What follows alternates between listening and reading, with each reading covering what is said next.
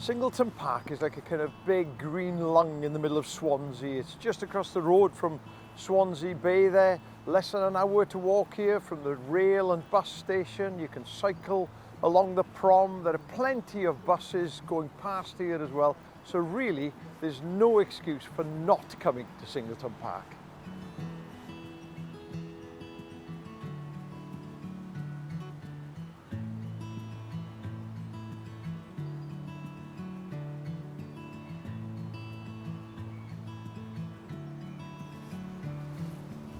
One of the things to do in a park like this is just take your time and look at the common things. There's a couple of crows feeding here and a magpie with them. Now, not many people like magpies, but you look at them in the sunshine and it's iridescent blue and green. Absolutely beautiful bird. And look at this. What many people would class as a weed, a dandelion here, but it's packed full of nectar, packed full of pollen, really important for pollinators like the bees.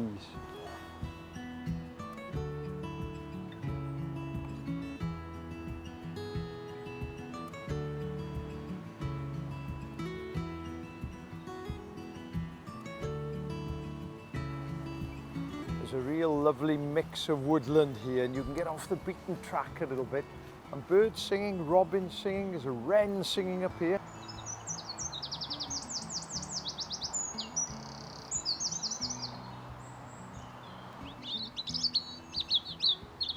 Tell you what's lovely is that there are long-tailed tits gathering nesting material and going into a little bit of bramble over there as well.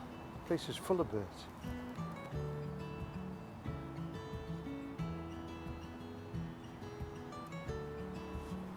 For an urban park, Singleton has got a lot of old gnarled specimen trees here. That means lots of holes for things like bats, nuthatches, and dozens of jackdaws here as well.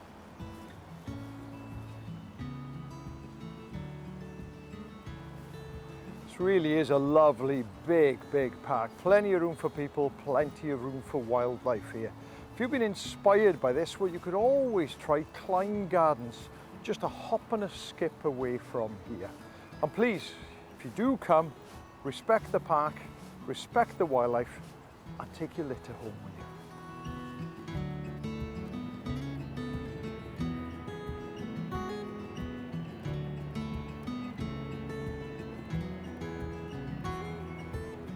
Come now to a coastal site, Bracelet Bay, only 40 minutes from the middle of Swansea.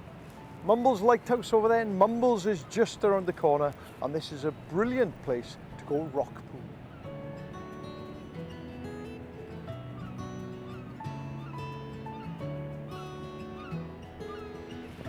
Oh, this is nice, look. Familiar to most people, I'm sure. Look at these barnacles covering the rock. And you don't want to walk on here barefoot because they really hurt.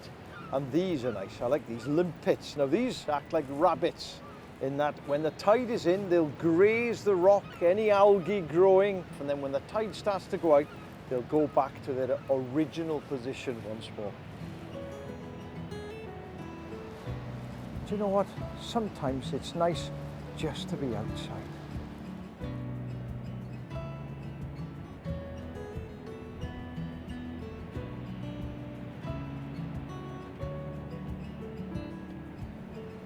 Got two different crabs for you now.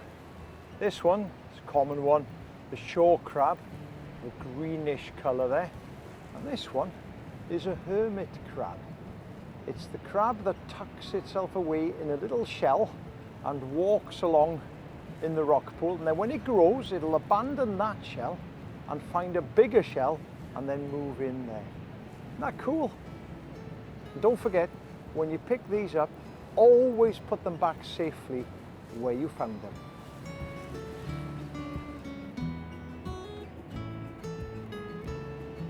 When you're down here, it's well worthwhile spending a few minutes walking the beach, walking the strand line, and seeing what's been washed up. A few things here. That's the carapace or a shell of an edible crab that's been washed ashore. This is an oyster shell. The animal itself no doubt eaten by something like an oyster catcher. And best of all, look at that That's a mermaid's purse, is the egg case of a member of the shark family. All kinds of seaweed covering the rocks in some parts here. Why not make your journey out more interesting by learning to differentiate between the different types? My favourite, this green one here with a very obvious name. It's called sea lettuce.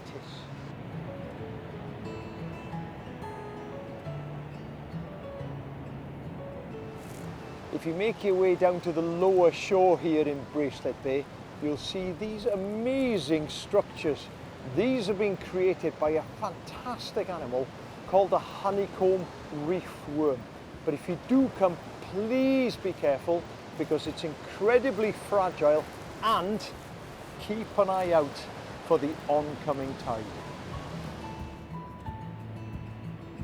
Now, if you've got a bit of energy left after you've been down the beach, you can always visit Mumbles Hill and the wonderful nature reserve, or you can do what I'm going to do. Go to Castle Manor restaurant and have some tea and cake.